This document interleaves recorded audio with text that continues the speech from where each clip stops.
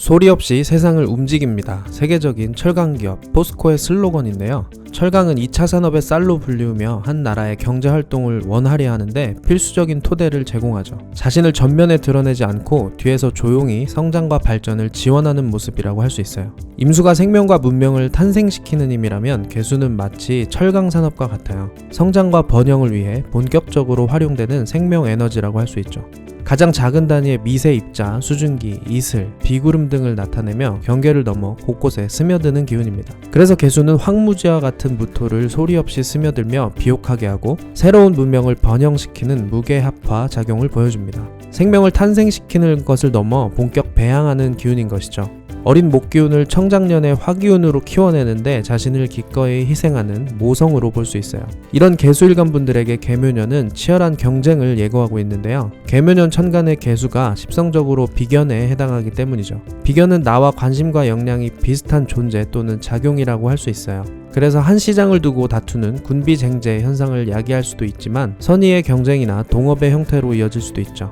그런데 계묘년의 지지 묘목은 성장성이 높은 기운이고 개수를 다시금 장생시키는 환경이기 때문에 본인이 가장 잘할 수 있는 일을 추진할 가능성이 높아요. 수기운은 준비의 힘이고 기본기의 힘이기 때문이죠. 자신이 태어나면서부터 잘 갖추고 있는 재능을 발휘하거나 오래전부터 잘 준비해왔던 일들을 본격적으로 시작하는 거예요. 자신이 준비 과정에서 기대하고 예상했던 대로 일을 수월하게 진행해 나가는 운이라고 할 수 있죠. 또한 묘목은 십성적으로 식신에 해당하기 때문에 내적 동기가 충만해집니다. 그래서 능동적이고 즐겁게 개인적 활동을 해나갈 수 있어요. 내가 좋아하는 일이 곧 직업이 되는 덕업일치가 실현될 가능성이 높은 거죠. 이런 환경에서 장생하는 개수 비견은 시장을 나눠 갖는 경쟁자이기도 하지만 서로에게 긍정적 자극을 주는 존재이기도 해요. 함께 새로운 시장을 개척하고 파일을 키워나가면 나눠 가져도 충분히 만족할 수 있는 윈윈을 이룰 수 있죠. 계묘년의 개수일간 분들은 새로운 생명을 키워내는 기운이 매우 강해집니다. 이럴 때 비견운은 기존에 내가 갖고 있는 시장이 위협받는 형태라기보단 함께 막 새로운 시장에 진입하는 형태라고 볼 수 있어요. 사실상 크게 뺏길 것이 없는 영역이기 때문에 경쟁이 발생하면 오히려 시장을 더욱 키우는 긍정적 결과를 낳을 수 있죠. 삼성이 폴더블 폰을 대세화하기 위해 애플의 시장 참전을 기대하는 것도 같은 이치예요. 단편적으로는 시장을 압도해서 좋을 수 있지만 전체 시장 파일을 확대하려면 혼자만의 힘으로는 부족하기 때문입니다. 경쟁자의 출현이 꼭 나쁜 것만은 아닌 거죠. 물론 기존의 일이나 사업에 있어선 쟁제 현상을 겪을 수도 있습니다. 하지만 전략을 운에 맞게 잘 짜면 되는 거죠. 계묘년의 개수일간 분들은 기존에 하고 있던 일을 키우기보단 새로운 영역에 도전해서 파일을 키울 수 있는 전략을 세우시는 게 좋다고 볼 수 있어요. 그리고 개수일간 분들에게 계묘년의 지지 묘목은 식신에 해당하는데요. 식신은 소화력이에요. 식신은 먹을 식자를 써서 일반적으로 먹을 복으로 알려져 있습니다. 그래서 사주에 식신을 갖고 있으면 의식주가 해결된다고 보는 경향이 있죠. 그런데 잘 먹으려면 잘 배설해야 해요. 아무리 많은 음식이 놓여 있어도 소화불량 상태라면 그림의 떡일 수밖에 없죠.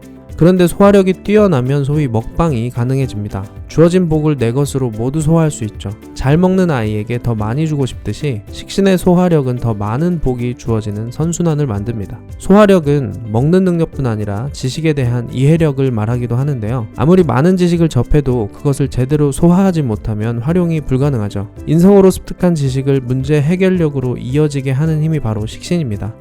나를 어렵게 하는 문제적 상황인 관성을 효과적으로 해결하는 능력인 것이죠. 학창시절 시험 문제를 막힘없이 풀어나가는 모습과도 유사해요. 그래서 학창시절 사주에 관성과 식신이 조화를 이루면 적은 공부로도 높은 학업 성적을 거둘 수도 있습니다. 실제로 초상위권 학생들은 암기 과목 역시 이해를 기반으로 한다고 해요. 또한 식신은 나의 본능적 욕구를 표출하는 것이기 때문에 결과보단 과정을 중시해요. 그래서 행위 이전에 결과가 좋을지 말지 지나치게 계산하지 않습니다. 당장은 미숙하더라도 시작하고 보는 힘이죠. 감각적 경험을 통해 체득해가는 스타일이에요. 실행력과 능동성이 높기 때문에 성실하다고 볼 수 있죠. 이렇게 경쟁적 환경에서 실력 발휘하는 운을 맞이한 개수일간 분들은 권리와 책임을 수익하는 모델을 갖추시면 유리할 수 있는데요. 그것을 가능하게 하는 글자가 바로 무토예요. 개수는 무토와 합하며 화기운인 재성을 만들어내기 때문입니다. 개수는 비견이고 무토는 정관이기 때문에 비견에 해당하는 사람들과 시장을 나누지만 나의 브랜드를 공유해서 다시 수익을 창출하는 구조를 만들 수 있는 거죠.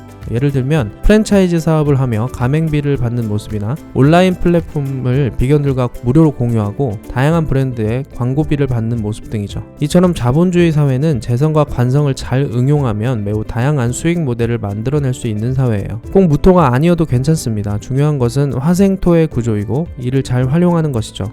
연애운에 있어서도 남녀공이 사회적 네트워크와 단단한 신뢰가 동반할 때의 관계가 잘 유지될 수 있어요.